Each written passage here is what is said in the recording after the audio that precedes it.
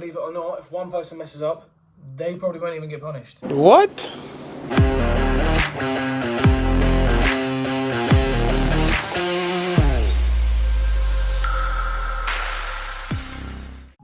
Yo, so I'm back with another episode for you guys. This week it's going to be a bit different. So this is going to be my first episode sort of talking about the Marines. I know a lot of my followers are looking to either join the Marines or ask me questions about what it's like and basically want to know a bit about the stuff that you don't really get told. So I know there's a lot of stuff that you can research, i.e. about press-ups and sit-ups and pull-ups and stuff. And like what actually training entails, but there's some things obviously that you don't know. So I'm just going to do 5 things that I wasn't told when I was going through training. This is just from my personal experience. Everyone can have different experiences, so don't completely quote me. So going into number 1, the thing that makes training very hard is actually not necessarily the tasks and the tests that you have to do, but it's the state that you have to do them in. So some people may have heard sleep deprivation makes training a lot harder than it would be if you didn't have sleep deprivation. So this all depends on how good and how quickly you can adapt and do the admin and stuff.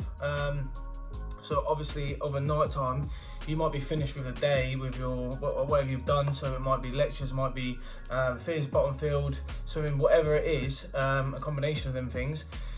And then you have room changes at night, or some admin where they're getting you to do different tasks, or you might have maybe a kit muster or something in the morning where you have to lay out your kit properly and you're getting stuff ready for that.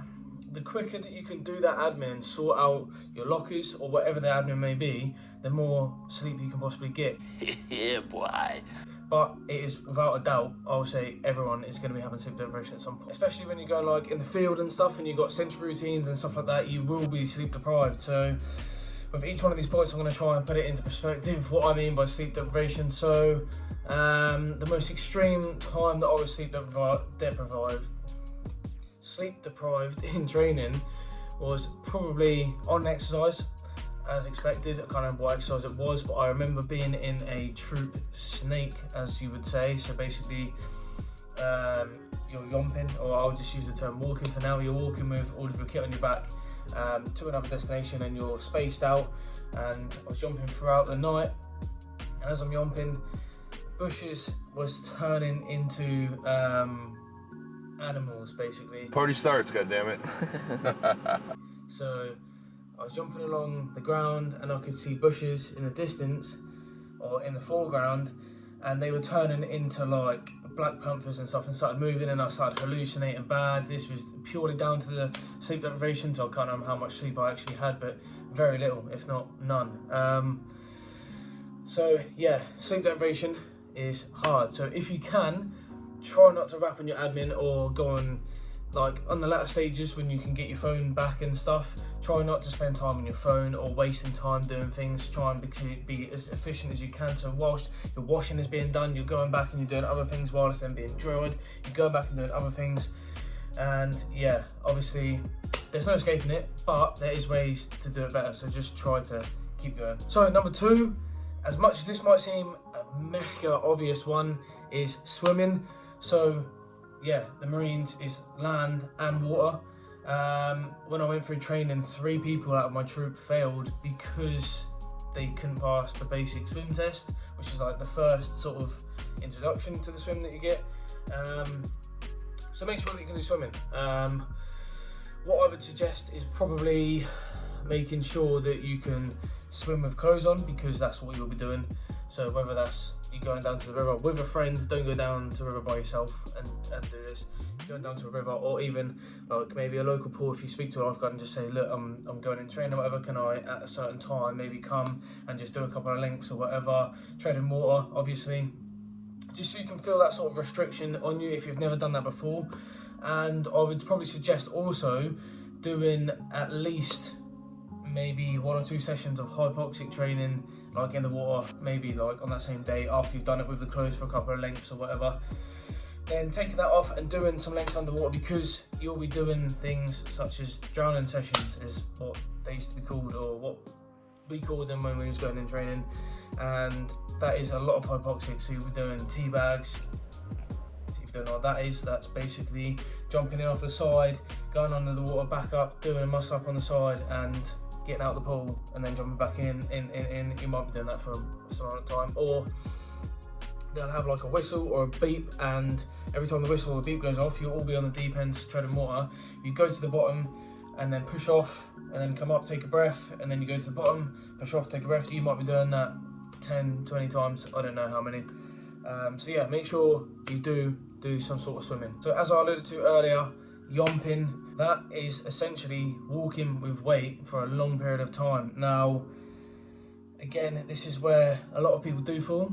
You can't always practice for this because you're told like not to train with weight at the start because they will build you up, but maybe once a month, if you've never done it before, if you've never like gone up a mountain or gone for a long, really long walk before, I'd probably suggest chucking that on just in your plan, or maybe not even in your plan, just doing it just as like a nicety, but just keep carrying a pack with you, so like maybe 15 kg, something like that, and then just going for a long walk just so you've got some sort of an idea. Because the first time that you do get on that Bergen and you walk from literally the grots down to outside where the gym is area, which is maybe 500 meters, that is a shock to a lot of people, even myself. I'm not going to deny it. When I first time I put that Bergen on, I was like, shit, this is fucking heavy, and I wanted to get it off rapid. But then obviously you get built up more and more, and before you know it, you'll be jumping all through the night,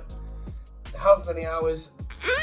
So good and tasty. Just one foot in front of another.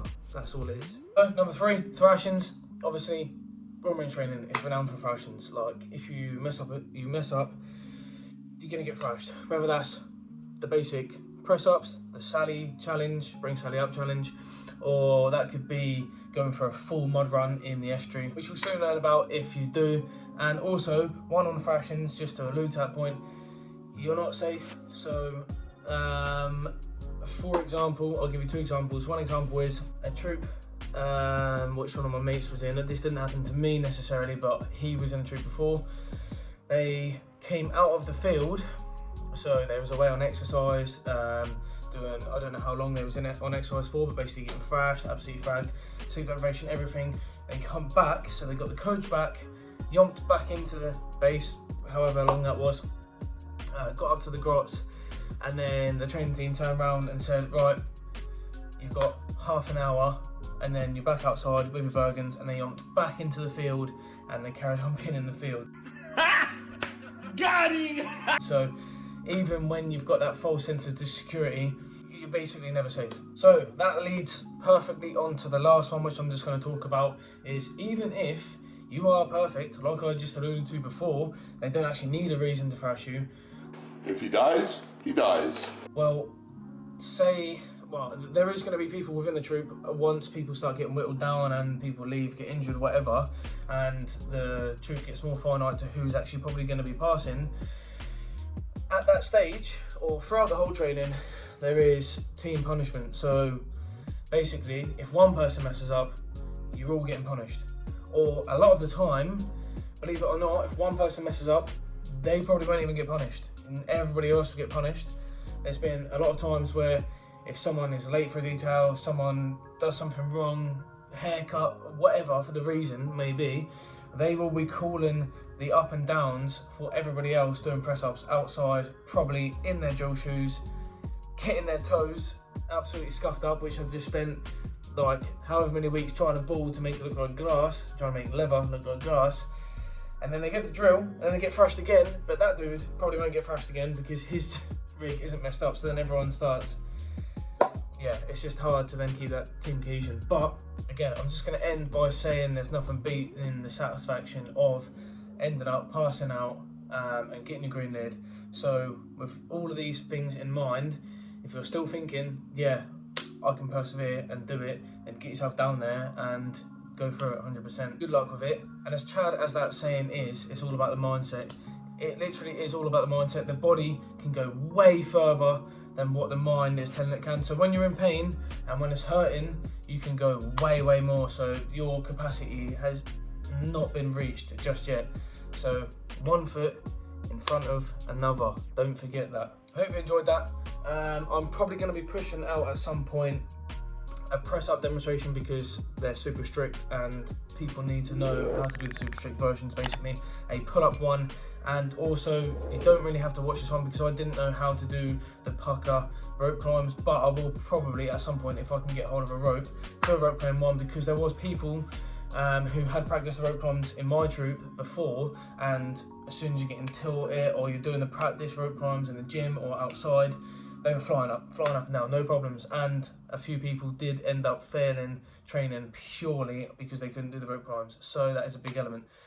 But until next time, yes, carry on making gains. Boom. Unless you're joining training, then get your running shoes on.